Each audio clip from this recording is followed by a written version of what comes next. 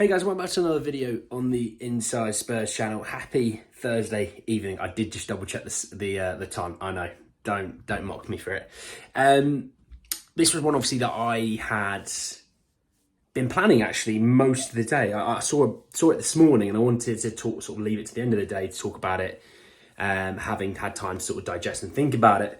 And it is Spurs' January transfer plans going forward. So we're going to talk a little bit around what came out from Charlie Akershire in The Athletic. He does talk about how Johan Lange has got another one of his guys coming to join him in the head of research department. I know, it's not Doc Ock from Spider-Man, I promise. And also he does talk quickly about the Ndombele situation in Galatasaray. So let's talk about it first and foremost. He notes that the January transfer plans that the centre-back and left-wing / centre-forward likely to be targeted. It's not surprising. I think that's our two weakest spots in the team, potentially backup left-back as well. Or I don't want to think of it as a backup left-back, but a left-back as well, I think is potentially 2 points of interest, unless maybe he sees Davies or Sessegnon being able to continue and hold down the fort to the end of the year, potentially. I don't know. Obviously, we might have to see what happens with Perisic. Does Spurs allow Perisic to move back to Hayek split in January ahead of the summer? I don't know. But in terms of centre-back, we know centre-backs are a massive weakness. We have got two stellar centre-backs, and if we have one get injured or suspended, the drop-off is quite alarming. We could do with a third and fourth there, and maybe Ange sees Ashley Phillips as that fourth, but at least a third there, or a fourth, depending how you look at Phillips, being that guy they can fall back to. I want, if Romero was to drop off, and let's say Phillips is the right centre-back, okay, Romero gets injured or he gets suspended, or, you want to just sub him off for the last 10 minutes, 15, 20 minutes, because with 3-0 up, all right, Phillips, on you go. If Mickey van der Ven has the same situation, you want someone that I would want someone directly being the guy with Mickey van der Ven being the left centre-back, potentially a Lloyd Kelly, I don't know. But that's not surprising. In terms of the left wing centre forward, I'd say I'm umming and ahhing about this. So let me put it a few different ways. So let me talk left wing. I mean, look, you've got Richarlison, you've got Solomon. Obviously, I know he's out injured pretty much to the new year. You've got Brennan Johnson, you've got Kulusevski, you've got Brian Hill.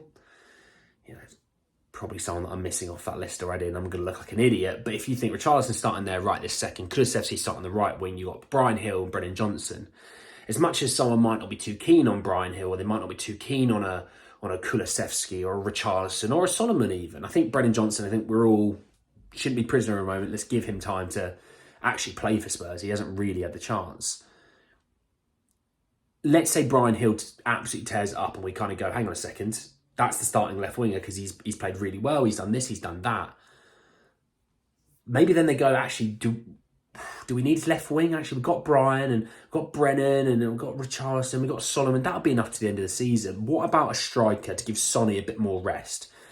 We've got Valise. What about, I know in the summer it would have been Gift Orban, but, what about this guy that we found in Italy? That it's that kind of thing that we can kind of go, let's weigh it up. Let's see how the next 2 months go. You've obviously got November, you've got December. You're going to get a real runway of seeing Brennan Johnson, Brian Hill. You're going to see more of Richarlison, and it's going to give you the answer that you truly need. Maybe you go, I want a left winger because maybe Richarlison's going to be my backup striker. Potentially. You're not going to move Richarlison on in January. Now, let's be realistic. He's not leaving in January. Brian Hill might if he doesn't get any game time, but Ange rejected all moves for him in the summer because he wants to see what he can do.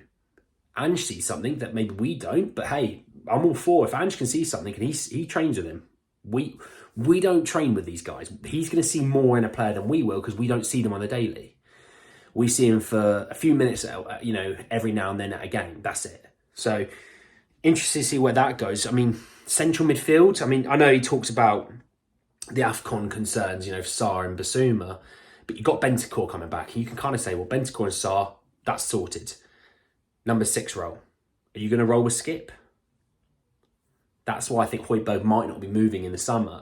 He might not be moving in January. He'll move in the summer. That's kind of how I'm looking at it. And Højbjerg has played well recently, so I think that the need for a central midfielder may not be crucial to this window. In terms of Ange talking about Johan Lange, he said that I've caught up with Johan, but nothing too formal. I don't have the attention span for long meetings. I'm with you, Ange, mate. I'm so with you. I switch off after a few minutes.